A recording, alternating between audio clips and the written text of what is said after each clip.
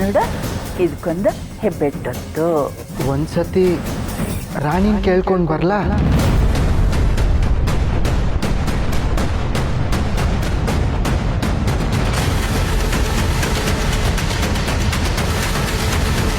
ಏನಮ್ಮ ಇವನು ರಾಣಿನ ಕೇಳಬೇಕು ಅಂತ ಇಂಟ್ರೆಸ್ಟ್ ಹೇಳ್ತವನೆ.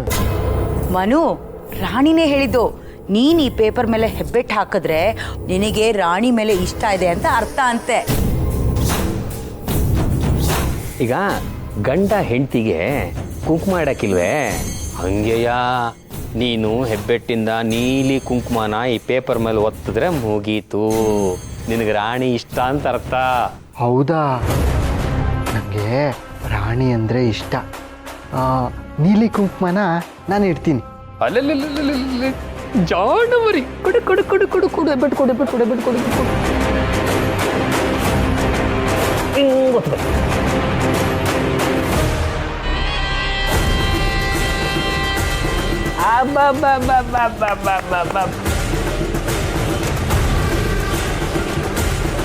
ಇಷ್ಟೇ ಇಷ್ಟೇ ನಿನಗಿಷ್ಟ ಅಂತ ಹೆಬ್ಬೆಟ್ಟು ಒತ್ತಿ ತೋರಿಸ್ಬಿಟ್ಟಲ್ಲ ತಮ್ಮಡು. ಅನೋ ಲವ್ ಯು.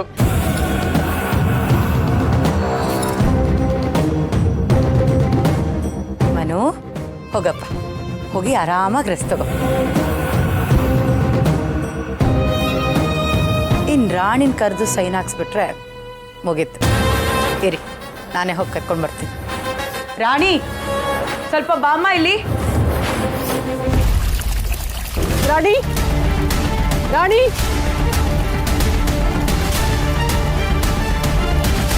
ಏನಪ್ಪ ರಾಣಿ ನೋಡಿದ್ಯಾ? ಇಲ್ಲ ಅಮ್ಮವ್ರೆ, ನೋಡಿಲ್ಲ.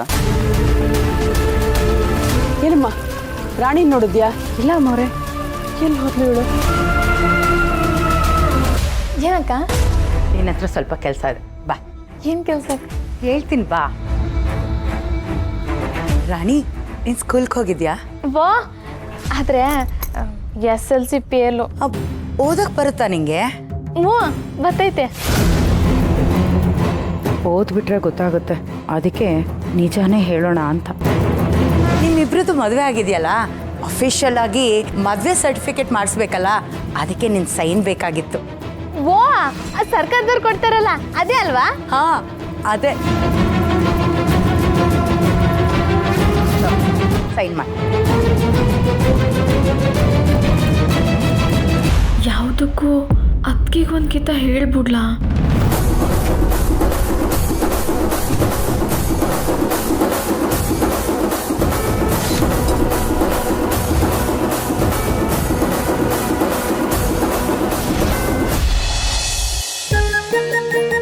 ಸತೀಶನ್ ಸಂಗನ? ಅವನ್ ಯಾರ್ರೀ?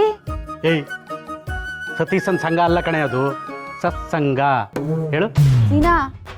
ನಿಮ್ಮಪ್ಪ ಏನೇನೋ ಹೇಳ್ತಾವ್ರೆ. ಅದೇನಿಲ್ಲ ಕಣವ, ಈ ಸದ್ಬುದ್ಧಿ ಸತ್ಪ್ರಜೆಗಳವನ್ನಲ್ವಾ, ಹಂಗೆ ಒಳ್ಳೆ ಬುದ್ಧಿ ಒಳ್ಳೆ ಪ್ರಜೆಗಳಿಗೆ ಅದೊಂದು ಸಂಘ ಅಂತಾರೆ. ಹಂಗಾರೆ ನಾನೀಗ ಯಾರ್ ಸಂಘ ಮಾಡಿದ್ದೀನಿ ಅಂತ ನೀವು ಹೇಳ್ತಾ ಇರೋದು? ಲೇ, ನೀನು ಯಾರ್ದೋ ಸಂಘ ಮಾಡಿದೀಯ ಅಂತ ಅಲ್ಲ ಕಣೆ, ಅದು ಇತ್ತೀಚೆಗೆ ನಿನಗೆ ನಿದ್ದೆಯಲ್ಲಿ ಓಡಾಡೋ ಕಾಯಿಲೆ ಶುರುವಾಗ್ಬಿಟ್ಟಿದೆಯಲ್ಲ, ಅದನ್ನು ಯಾವುದೇ ಡಾಕ್ಟ್ರ್ ಹತ್ರನೂ ಪರಿಹಾರ ಮಾಡೋಕ್ಕಾಗಲ್ವಂತೆ. ಅದಕ್ಕೆ ನಾವೆಲ್ಲರೂ ಸೇರಿಕೊಂಡು ದೇವರು ದಿಂಡ್ರು ಅಂತ ಮಾಡಿದ್ರೆ ಪರಿಹಾರ ಸಿಗತ್ತೆ. ಇಲ್ಲೇ ಹತ್ತಿರದಲ್ಲೇ ಒಬ್ಬರು ಗುರುಗಳು ಬಂದಿದ್ದಾರೆ, ಒಳ್ಳೆ ಪ್ರವಚನ ಕೊಡ್ತಾರಂತೆ. ಕಿವಿಯಾರೆ ಕೇಳಿಸ್ಕೊಂಡು ಮನಸ್ಸಲ್ಲಿ ಭಗವಂತನ ಆರಾಧಿಸ್ಬಿಟ್ರೆ ಪರಿಹಾರ ಸಿಗತ್ತೆ. ಮಾವ, ಅದೇನಾದ್ರು ವ್ರತ ಅಂತೆಲ್ಲ ಮಾಡೋದಿದ್ರೆ ನಂಗೆ ಹೇಳಿ, ಅತ್ತೆ ಪರವಾಗಿ ನಾನೇ ಮಾಡ್ತೀನಿ. ಅವ್ವ ತಾಯಿ, ನೀನು ಈಗ ಮಾಡಿರೋದೇ ಸಾಕು, ಏನು ಮಾಡಬೇಡ. ಲೀಲಾ, ನನ್ನ ಸೊಸೆ ಏನು ಮಾಡಿದಾಳೆ?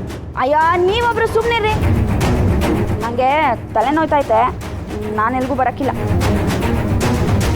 ಏಯ್ ಮುಟ್ಟೆ, ಏನೇ ಮಾಡಿದೆ ನಮ್ಮ ಮಗು ನೀನು? ಅದು ನಮ್ಮ ರೂಮಿಗೆ ಮಲ್ಕೊಳಕ್ ಬಂದಿದ್ರಲ್ಲ, ಅವಾಗ ಗುಡ್ ನೈಟ್ ಅಂದೆ ಅಷ್ಟೇ, ಬೇರೆ ಏನು ಹೇಳಿಲ್ಲ ರೀ. ನಿದ್ದೆಗಣ್ಣಲ್ಲಿ ಓಡಾಡಿ ಇವ್ರ ರೂಮಲ್ಲಿ ಮಲ್ಕೊಳ್ಳೋ ನಿನಗೆ ಅವ್ರ ನಿದ್ದೆಗೆ ತೊಂದರೆ ಬಂದರೂ ಪ್ರೀತಿಯಿಂದ ಗುಡ್ ನೈಟ್ ಅಂತ ಹೇಳಿರೋ ನನ್ನ ಸೊಸೆಗೆ ನೀನು ಈ ಮಾತನ್ನೇ ಹೇಳ್ಬೇಕಂದೆ ಕಣೆ. ಕರೆಕ್ಟ್. ನೋಡೋಲಿಲ್ಲ, ನೀನು ಈ ಕಷ್ಟನ ನನ್ನ ಕೈಲಿ ನೋಡೋಕ್ಕಾಗ್ತಾ ಇಲ್ಲ. ಏನವ್ರೆ, ರಶ್ಮಿ, ನೀವಿಬ್ಬರು ಜವಾಬ್ದಾರಿಯಿಂದ ಇವಳನ್ನು ರೆಡಿ ಮಾಡಿಸಿ. ನಾವಿವತ್ತು ಸಂಜೆಗೆ ಸತ್ಸಂಗಕ್ಕೆ ಹೋಗ್ತಾ ಇದ್ವಿ. ಓ, ನೀನು ಮಾತ್ಗೂ ಸತ್ಸಂಗ ಅಂತ ಹೇಳ್ತಿರೋದು ನೋಡ್ತಾ ಇದ್ರೆ ಈ ದೃಶ್ಯ ಪಿಕ್ಚರಲ್ಲಿ ರಾಜೇಂದ್ರ ಪೊನ್ನಪ್ಪ ಅವರು ಮಾರ್ಚ್ 2ನೇ ತಾರೀಕು ನಂಜನಗೂಡಿನ ಸತ್ಸಂಗಕ್ಕೆ ಹೋಗಿದ್ದೇ ನೆನಪಾಯ್ತೈತೆ. ಆ ಸಿನಿಮಾ ಥರನೇ, ಆದ್ರೆ ನನ್ನ ತಲೆ ಕೆಟ್ಟರೆ ಯಾರನ್ನ ಹೂತಾಕ್ತೀನಿ ಅಂತ ಮಾತ್ರ ಗೊತ್ತಿಲ್ಲ. ಊತ ಹಾಕೋದೇನು ಬೇಡ, ನಾನೇ ರೆಡಿ ಆಗ್ತೀನಿ.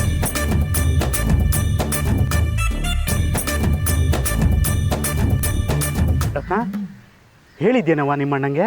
ಹ್ಞೂ ಮಾದಪ್ಪಣ್ಣ, ನಮ್ಮ ಕಡೆಯಿಂದ ವಿಷಯ ತಲುಪ್ಸಾಗಿದೆ. ಓ, ಒಪ್ಕೊಂಡ? ಅಯ್ಯೋ, ಅದೇ ಡೌಟು ಮಾದಪ್ಪಣ್ಣ. ನಾವೇನೋ ಹೇಳಿದೀವಿ, ಆದ್ರೆ ಅವನಿಗೆ ನೀವು ಹೇಳಿದ್ರೇನೆ ಗೌರ್ಮೆಂಟ್ ಆರ್ಡರ್ ಇದ್ದಂಗೆ. ಇವಾಗ ಮಾಸ್ತಿ ಕೊಪ್ಲಿಗೆ ಹೋಗಿದ್ದಾರೆ, ಬಂದು ಬೇಗ ರೆಡಿ ಆಗ್ಬೋದು ನೀವು ಹೇಳಿದ್ರೆ. ಸರಿ ಕಣವ್ವ, ಇವತ್ತೇ ಶಾಸ್ತ್ರ ಮುಗಿಸ್ಬಿಡೋಣ. ಸರಿ ಸರಿ. ಮಾದೇಶ್ವರ, ನೀನೇ ನೋಡ್ಕೋಬೇಕು. ಅದಕ್ಕೆ ನೀನು ಹೇಳ್ದಂಗೆ ಮೈಯೆಲ್ಲ ಕಣ್ಣಾಗಿಟ್ಕೊಂಡಿವ್ನಿ, ಆದರೆ ಈ ಕ್ಷಣಕ್ಕೆ ಸೈನ್ ಹಾಕ್ತೀವ್ನಿ. ಮುಂದೆ ಅದೇನಾಗುತ್ತೋ ನೋಡ್ತೀನಿ.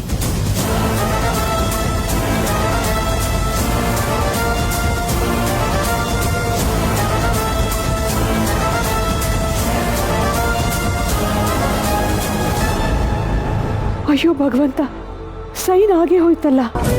ಇನ್ನು ಎಲ್ಲ ಮುಗೀತು ಅಂತ ಇವ್ರ ಪ್ರಾಣಕ್ಕೇನಾದರೂ ತೊಂದರೆ ಮಾಡಿಬಿಟ್ರೆ ನಾನು ಏನು ಮಾಡಲಿ? ನನ್ನ ಮಗ ದಡ್ಡ ಅಂತಷ್ಟೇ ರಾಣಿಗೆ ಗೊತ್ತಾಗಿದೆ, ಆದರೆ ಆಸ್ತಿಗೋಸ್ಕರ ಅವ್ರು ಮಾಡ್ತಿರೋ ಅನ್ಯಾಯ ಗೊತ್ತಾಗಿಲ್ಲ. ನಾನು ಹೋಗಿ ಹೇಳ್ಬಿಡ್ಲಾ ಅಥವಾ ಬೇಡವಾ ಗೊತ್ತಾಗ್ತಿಲ್ವೇ? ರಾಣಿ, ಆಯ್ತಮ್ಮ, ಭಾಳ ಸಂತೋಷ ಆಯ್ತು. ಹೋಗಮ್ಮ, ರೆಸ್ಟ್ ಮಾಡೋಗಮ್ಮ. ಅವ್ರ ಸೈನ್ ಆಯ್ತಾ? ಅವ್ರನ್ನ ಕರೆಸ್ಬಿಟ್ಟು ಸೈನ್ ಮಾಡಿಸ್ತೀನಿ, ನೀನು ಹೋಗವ. ಅವ್ರ ಕೈನಾಗೆ ಹೆಬ್ಬೆಟ್ಟು ಒದಿಸಿ ಸೈನ್ ಹಾಕ್ಸ್ಕೋತೀನಿ ಅಂತವ್ರಲ್ಲ. ಆಯ್ತು ಬಾವ.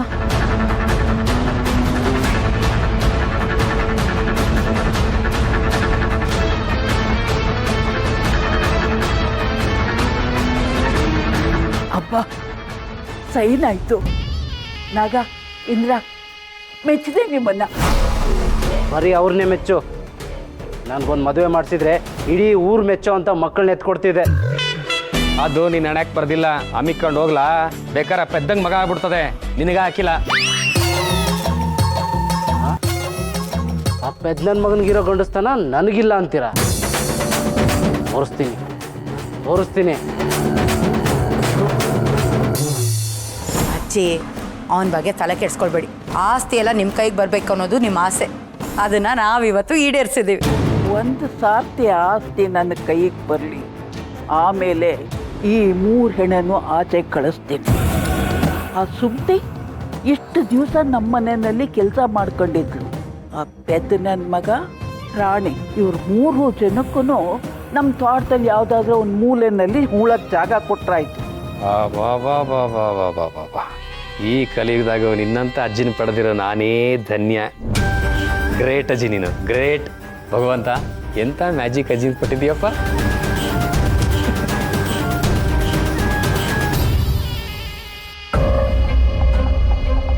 ಏ ಪೆದ್ದ ನನ್ನ ಮಗನೇ, ಮದುವೆ ಆಗಿ ಪಾರು ಜೊತೆ ಇಲ್ಲಿ ನಾನಿರ್ಬೇಕಿತ್ತು, ಆದರೆ ನೀನು ಮಧ್ಯಕ್ಕೆ ಬಂದೆ. ಕೆಲ್ಸಕ್ಕೆ ಬಾರ್ದೇ ಇರೋ ಕಚ್ಚಡ ನನ್ನ ಮಗ ನೀನು. ನಿನಗೆ ಮಕ್ಕಳಾಯ್ತವೆ, ನನಗೆ ಮಕ್ಕಳಾಕಿಲ್ಲ ಅನ್ನೋಲ್ಲ ನಮ್ಮಣ್ಣ. ಈ ಹಾಸಿಗೆ ಇದ್ರೆ ತಾನೇ ಮಕ್ಕಳಾಗೋದು. ಹಾಸಿಗೆನೇ ಇಲ್ಲ ಅಂತಂದ್ರೆ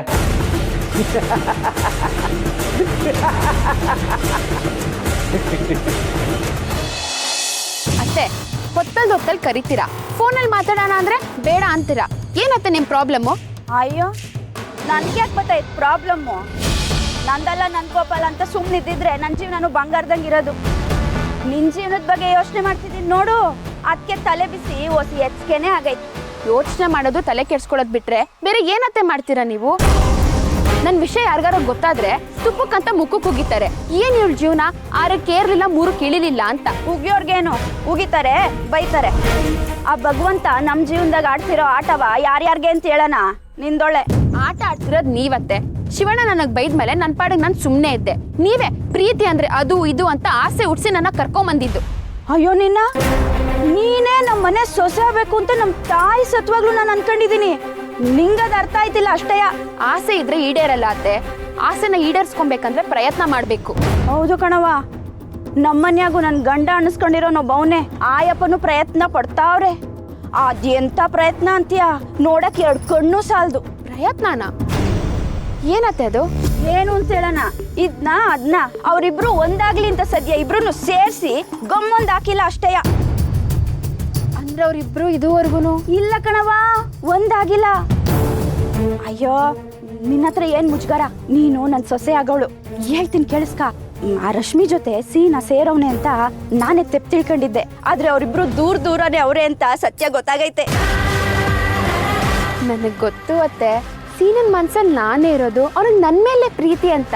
ಅದಕ್ಕೆ ಅವಳು ಇನ್ನೂ ಮುಟ್ಟಿಲ್ಲ ಅವನು. ಏ ಬಿಡ್ತು ಅವನು. ಅವಳು ನೋಡಿ ನನಗೇ ಮುಟ್ಬೇಕು ಅಂತ ಅನ್ನಿಸ್ತಾ ಇಲ್ಲ. ಇನ್ನು ನನ್ನ ಮಗ ಹೀರೋ ಇದ್ದಂಗ ಅವನೇ, ಅವನಿಗೆ ಅವಳನ್ನ ಮುಟ್ಬೇಕು ಅನ್ಸ್ತೈತಾ? ನಡಿ. ನಿಜ ಅತ್ತೆ, ಅವ್ನಿಗೇನಿದ್ರೆ ನಾನೇ ಜೋಡಿ. ನಿಮ್ಮಿಬ್ರು ಜೋಡಿ ಮಾಡ್ಸಕ್ಕೇನೆಯ ಕರ್ಸಿರೋದು. ನನ್ನ ಗಂಡ ಅವ್ರಿಬ್ರು ಸೇರಿಸಿ ಮೊಮ್ಮಕ್ಳು ನೋಡೋಣ ಅನ್ಕೊಂಡವ್ರೆ. ಅವಳೇನಾರು ಮ್ಯಾಕ್ಕಂದು ಬಸ್ರಾಗಿ ಮಗು ಆಗೇ ಬಿಡ್ತು ಅನ್ಕೋ. ಆಮೇಲೆ ಏನಾರ ನೀನು ಬಂದು ನಾನು ಸೀನಾ ಅಲ್ಲಿ ಹಂಗೆ ಅಂತ ಕತೆ ಹೊಡ್ಕೊಂಡು ಕೂತ್ಕೊಂಡ್ರೆ ನೋಡಿದ ಜನ ಆಯ್ಯ ಮದ್ವೆ ಆಗಿ ಮಗುನೇ ಆಗೈತೆ, ನೀನಿನ್ನು ಹಳೆ ಕತೆ ಹೇಳ್ಕೊಂಬಾ ಅಂತ ಮಕ್ಕಳು ಕಳಿಸ್ತಾರೆ. ಅತ್ತೆ, ಹೆದರಿಸಿದ್ದಾಯ್ತು, ಬೆದರಿಸಿದ್ದು ಆಯ್ತು, ಕುತ್ತಿಗೆ ಹಿಡಿದು ಕೇಳಿದ್ದು ಆಯ್ತು. ಆದ್ರೆ ಏನು ಪ್ರಯೋಜನ ಆಗ್ಲಿಲ್ಲ. ಬೇರೆ ಏನ್ ಮಾಡ್ಬೇಕು ನನಗೆ ಗೊತ್ತಾಗ್ತಿಲ್ಲ ಅತ್ತೆ.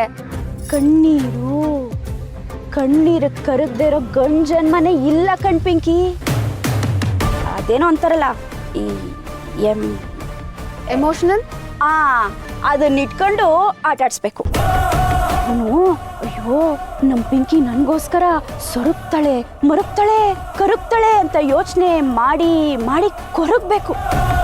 ಮುಂದಿನ ವಾರ ಒಂದು ಹುಟ್ಟಬ್ಬ ಐತೆ, ತೋರ್ಸು ನಿನ್ ಕೈ ಚಳ್ಕವ.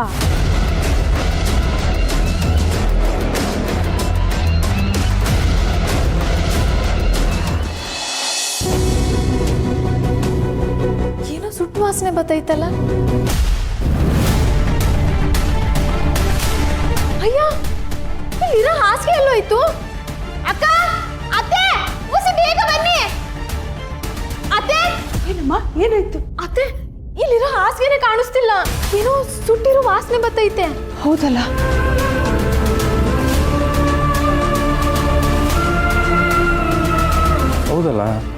ಸುಟ್ಟು ವಾಸನೆ ಬರ್ತೈತೆ.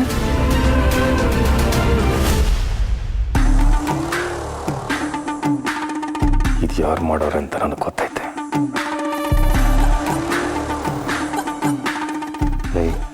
ಏನೆಲ್ಲ ಮಾಡಿದೆ? ನನಗೆ ಸಿಗ್ತಾ ಇರೋ ಸುಖ ನನ್ನ ಮಗನಿಗೂ ಸಿಗಬಾರ್ದು. ಅದಕ್ಕೆ ಸುಟ್ಟಾಕ್ಬಿಟ್ಟೆ.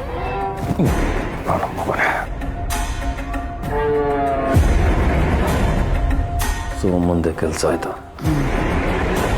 ರಾಣಿ, ಅದೇನಾಗ್ಬಿಟ್ಟೈತೆ ಅಂದರೆ ಶಾರ್ಟ್ ಸರ್ಕ್ಯೂಟ್ ಆಗ್ಬಿಟ್ಟು ಹಾಸಿಗೆ ಸುಟ್ಟೋಗ್ಬಿಟ್ಟೈತೆ.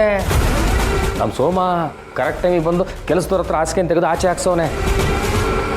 ರಾಣಿ, ನೀನೇನು ಟೆನ್ಷನ್ ಮಾಡ್ಕೊಳ್ಬೇಡ. ಎಲೆಕ್ಟ್ರಿಷಿಯನ್ನ ಕರೆಸಿ ಸರಿ ಮಾಡಿಸೋಣ. ನನ್ನ ಮಗ ಸೊಸೆ ಮಲ್ಕೊಳ್ಳೋ ಹಾಸಿಗೆನೇ ಸುಟ್ಟೋಯ್ತಲ್ಲ. ಅಯ್ಯೋ ದೇವ್ರೆ, ನಿನ್ಗೆ ಯಾಕಪ್ಪ ಈ ಥರ ಕೋಪ ನನ್ನ ಮಕ್ಕಳ ಮೇಲೆ? ಅಯ್ಯೋ, ಮನೆ ತುಂಬ ರೂಮ್ಗಳಿದೆ, ಯಾವುದೋ ಒಂದು ಕೋಣೆಯಲ್ಲಿ ಮಲ್ಕೊಳ್ತಾರೆ ಬಿಡಿ. ಅಕ್ಕ, ಮನೆ ತುಂಬ ಕೋಣೆ ಇದ್ರೂ ದ್ಯಾವ್ರ ಕೋಣೆಗಿರೋ ಬೆಲೆ ಬೇರೆ ಕೋಣಕ್ಕೆ ಇರ್ತೈತಾ? ಹೊಸದಾಗಿ ಮದುವೆ ಆಗಿರೋ ಮಕ್ಕಳು, ನೀವು ಜೀವನ ಶುರು ಮಾಡಬೇಕಾಗಿದ್ದು ಈ ಕೋಣೆನಲ್ಲೇ. ನೀವು ಮಲ್ಕೊಳ್ಳೋ ಹಾಸಿಗೆನೇ ಸುಟ್ಟೋಯ್ತು ಅಂತಂದರೆ ತುಂಬ ನೋವಾಗುತ್ತಮ್ಮ. ಈ ನನ್ನ ಮಕ್ಕಳಿಗೆ ಮನೆ ಒಳಗಡೆ ಬಿಟ್ಕೊಂಡಿರೋದೇ ಹೆಚ್ಚು. ಅಂಥದ್ರಾಗೆ ಹಾಸಿಗೆ ಮೇಲೆ ಮಲ್ಕೋಬೇಕಂತೆ. ಸಗಣಿ ಸಾರಿಸಿರೋ ನೆಲದ ಮೇಕೆ ಮಲ್ಕೊಂಡಿರೋದು ಮರ್ತೋಗದೆ. ತಿರುಪೆ ಸೋಕಿ ಕಚಡಗಳಿಗೆ ಸುಟ್ಟೋಗಿರೋ ಹಾಸಿಗೆ ಮತ್ತೆ ನಿಮಗೆ ಸಿಗಾಕಿಲ್ಲ. ಇಲ್ಲೆಲ್ಲೂ ಇರೋಕ್ಕಾಗ್ದೇ ವಾಪಸ್ ಕೊಟ್ಟಿಗೆಗೆ ಬೀಳಬೇಕು ನನ್ನ ಮಕ್ಕಳ. ಚಿಗವ, ಯಾಕೆ ಅಷ್ಟೊಂದು ಬೇಜಾರು ಮಾಡ್ಕೊತೀರಾ? ನಮ್ಮ ರೂಮಿಗೆ ಬಿಟ್ಕೊಟ್ಬಿಡ್ತೀವಿ ಬಿಡಿ. ಅಯ್ಯೋ ಭಾವ, ಬ್ಯಾಡ. ಸುಮ್ಕೆ ನಮ್ಮಿಂದ ನಿಮ್ಗೆ ಯಾಕೆ ತೊಂದರೆ? ನೆಲದ ಮೇಲೆ ಮಲ್ಕೊಂಡು ಅಭ್ಯಾಸ ಐತೆ ನನಗೆ. ಅಯ್ಯೋ, ನೀನು ಈ ಮನೆ ರಾಣಿ, ಮಾಸ್ತಿ ಕೊಪ್ಪಳು ರಾಣಿ ನೀನು. ಅಕ್ಕ, ಯಾರೇನೇ ಅಂದ್ರೂ ನನ್ನ ಅಣ್ಣಂಗೆ ತಂಗಿ ನನ್ನ ಗಂಡುಗೆ ಹೆಣ್ತಿನೇಯ. ನಾನು ನೆಲದ ಮೇಲೆ ಮಲ್ಕೋಬೇಕು ಅಂತ ಅದು ಯಾವ ರೀತಿ ಇದ್ರೆ ಹಂಗೆ ಆಗಲಿ ಬಿಡಿ. ಸದ್ಯ ಯಾರಿಗೂ ತೊಂದರೆ ಆಗಿಲ್ವಲ್ಲ, ಆಟ ಸಾಕು.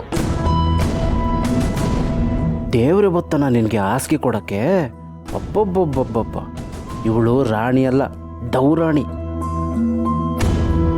ಯಜಮಾನ್ರೆ, ಮಾರಿಗುಡಿಯಿಂದ ಬೀಗರು ಬಂದಿದ್ದಾರೆ.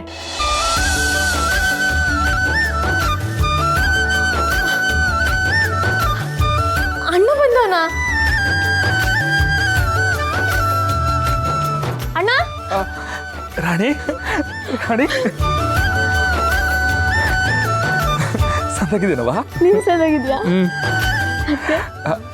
ಅಜ್ಜಿ ನಮಸ್ಕಾರ. ಗೌಡ್ರೆ ಸಂದಾಗಿದ್ದೀರಾ? ನೀನು ಸಂದಾಗಿದೆಯಾ ಶಿವ? ನಾನು ಸಂದಾಗಿದ್ದೀನಿ. ಮದುವೆ ಆದ್ಮೇಲೆ ಸಂಪ್ರದಾಯ ಪ್ರಕಾರ ಇದನ್ನೆಲ್ಲ ಕೊಡ್ಬೇಕಿತ್ತಲ್ಲ, ಅದಕ್ಕೆಲ್ಲ ತಕ್ಕ ಬಂದು ಹಂಗೆ ಬಾಗ್ನೆ ಕೊಟ್ಟೋಗುಮ ಅಂತ ಬಂದು.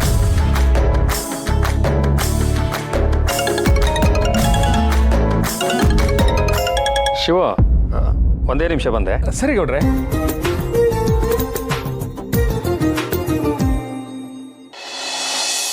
ಓಹೋ ಹೋ ಹೋ ಗೌಡ್ರೆ, ಭಾರಿ ಇದ್ದೀರಿ ಬಿಡಿ ನೀವು. ಇಷ್ಟು ಬೇಗ ಸೈನ್ ಹಾಕಿಸ್ಕೋತೀರಿ ಅಂತ ಅನ್ಕೊಂಡಿರ್ಲಿಲ್ಲ. ನೀವೇನು ಗೌಡ್ರೆ, ನಾವೇನು ಕಂಡಿರಲಿಲ್ಲ. ಕೂದಲಲ್ಲಿ ಬೆಣ್ಣೆ ತೆಗೆದಷ್ಟು ಕಷ್ಟ ಆಯ್ತದೆ ಅನ್ಕೊಂಡಿದ್ವಿ. ಆದರೆ ಬೆಣ್ಣೆಲಿ ಕೂದಲು ತೆಗೆದಷ್ಟು ಈಸಿ ಆಗೋಯ್ತು ನೋಡಿ. ಅಂತೂ ಇಂತೂ ಸೈನ್ ಹಾಕ್ಸ್ಕೊಬಿಟ್ಟು. ಗಳಿಸ್ದವನ್ ಗಂಟನ್ನ ಬಳಸ್ದವನ್ ಮುಖದಂತೆ ಹಂಗಾಯ್ತು ಕತೆ. ಈರ್ಭದ್ರೇನವ್ರೆ, ಕುತ್ತಿಗೆ ಕೂಯ್ಕೊಳ್ಳೋಂಥದ್ದು ಏನಾದರೂ ಇದ್ರೆ ಹೇಳಿ, ಒಂದೇ ಕ್ಷಣದಲ್ಲಿ ಗಳಿಸ್ಕೊಬಿಡ್ತಾ ಇದ್ದೆ. ಆದರೆ ಇದು ತೊಟ್ಲುನ ತೂಗಿ ಮಗುನ ಕಿಡ್ನಾಪ್ ಮಾಡೋ ಸೀನು. ಅದಕ್ಕೆ ಅಲ್ವಾ ಗಂಟಿನಿಂದ ಬಿದ್ದು ಇಷ್ಟೆಲ್ಲ ಮಾಡಿದ್ದು. ಅಂತೂ ಇಂತೂ ಸೈನ್ ಹಾಕಿಸ್ಬಿಟ್ವು. ಆದರೂ ನಾಗೇಗೌಡ್ರೆ, ಆ ರಾಣಿ ಶಿವು ತಂಗಿ, ಅವಳ ಮೇಲೆ ಯಾವಾಗಲೂ ಒಂದು ಕಣ್ಣಿರಲಿ. ಇವಾಗ ಕಣ್ಣಿರ್ತದೆ ಗೌಡ್ರೆ. ಒಂದು ಸಲ ಆಸ್ತಿ ನಮ್ಮ ಕೈಗೆ ಬಂದಮೇಲೆ ಅವಳ ಮೇಲೆ ಮಣ್ಣಿರ್ತದೆ. ಗಂಜಿ ಕುಡಿದ್ರು ಗಂಡನ ಮನೇಲೇಸು ಅಂತ ನಿಮ್ಮ ಮನೆಗೆ ಬಂದಿರೋ ಹೆಣ್ಣು ಪಾಪ ಅವಳು. ಆದರೆ ಗಂಡನಲ್ಲಿ ಗುಣ ಇಲ್ಲ, ಗಡಿಗೆ ಲಕ್ಕಿ ಇಲ್ಲ ಅನ್ನಂಗೆ ಆಗಿರುತ್ತೆ ನಿಮ್ಮ ಸಹವಾಸ ಮಾಡಿ. ಅಕ್ಕಿಗೆ ಹೋದ್ರಿ ನೀವು. ಒಂದು ಸಲ ಆಸ್ತಿ ಕೈಗೆ ಬಂದಮೇಲೆ ಪ್ರಾಣನೇ ಇರೋಕ್ಕಿಲ್ವಲ್ಲ. ಒಳ್ಳೇದೇ ಆಯಿತು ಗೌಡ್ರಿ. ಆ ಶಿವು ನಾಶಕ್ಕೆ ಇಲ್ಲಿಂದಲೇ ಮೊದಲನೇ ಹೆಜ್ಜೆ ಶುರುವಾಗಿ. ಎಷ್ಟು ದಿವಸ ಆದ ಸೋಲ್ಗೆ ಇಲ್ಲಿಂದ ಸೇಡು ತೀರಿಸ್ಕೊಂಡಂಗಾಗುತ್ತೆ. ಇನ್ನೊಂದು ವಿಷಯ ಗೌಡ್ರೆ, ನಿಮ್ಮನ್ನು ಕೇಳಬೇಕಿತ್ತು. ಆ ರಾಣಿ ಮತ್ತು ಪೆದ್ದ ಒಟ್ಟಿಗೆ ಮಲಗ್ತಾ ಇದ್ರು, ಆ ರಾಣಿಗೆ ಇವನು ಇನ್ನೂ ಪೆದ್ದ ಅಂತ ಗೊತ್ತಾಗಿಲ್ವಾ? ಗೊತ್ತಾಗಿದ್ರೆ ಸುಮ್ಕೆ ಇರ್ತಿದ್ರ. ಇವಾಗಲೂ ಶಿವಪಾರು ಬಂದವ್ರೆ ಅದೇನೋ ಬಾಗಣ ಕೊಡಕ್ಕೆ ಅಂತ. ಏನು ಹೇಳಲಿಲ್ಲ ಅವಳು. ಜೊತೆಗೆ ನಮ್ಮ ಸೋಮ ಹುಡ್ಕೊಂಡು ಹಾಸಿಗೆಗೆ ಬೆಂಕಿ ಇಕ್ಬಿಟ್ಟಿದ್ದ. ಆದರೂ ಏನು ಹೇಳಿಲ್ಲ ಅವಳು. ಆಗಿದ್ದ ಮೇಲೆ ಸತ್ಯ ಇನ್ನೂ ಗೊತ್ತಾಗಿಲ್ಲ. ಒಳ್ಳೇದಾಯಿತು. ಈಗ ಮ್ಯಾರೇಜ್ ಸರ್ಟಿಫಿಕೇಟ್ಗೆ ಸೈನ್ ಆಗೋಗಿದೆ ಅಂದರೆ ರಾಣಿ ಕೋಟಿ ಒಡತಿ ಆದ್ಲು ಅಂತಲೇ ಅರ್ಥ ಅಲ್ವಾ? ಆ ಮ್ಯಾರೇಜ್ ಸರ್ಟಿಫಿಕೇಟ್ ಪತ್ರನ ನನಗೆ ತಲುಪಿಸಿ, ಅದನ್ನಿಟ್ಕೊಂಡು ಅದ್ರ ಜೊತೆಗೆ ಆಸ್ತಿ ಪತ್ರನೂ ರಿಜಿಸ್ಟರ್ ಮಾಡಿಸಿ ಕಳಿಸ್ತೀನಿ ನಿಮಗೆ. ಹೇಗಾದರೂ ಮಾಡಿ ಮತ್ತೆ ರಾಣಿ ಸೈನ್ ಹಾಕಿಸ್ಕೊಂಬಿಡಿ. ಆದರೆ ಹುಷಾರು, ಎಚ್ಚರ ಇರಲಿ. ಆಯ್ತು ಗೌಡ್ರೆ. ಆದರೆ ಒಂದಂತೂ ಸತ್ಯ, ಆ ರಾಣಿ ಹಸ ಇದ್ದಂಗೆ. ಮುಂದೆ ಬಂದರೆ ಹಾಯಲ್ಲ, ಹಿಂದೆ ಬಂದರೆ ಒದಿ ಹಾಕಲ್ಲ. ಸರಿ, ಫೋನ್ ಮಾಡುತ್ತೀನಿ. ಒಳ್ಳೇದಾಗಲಿ.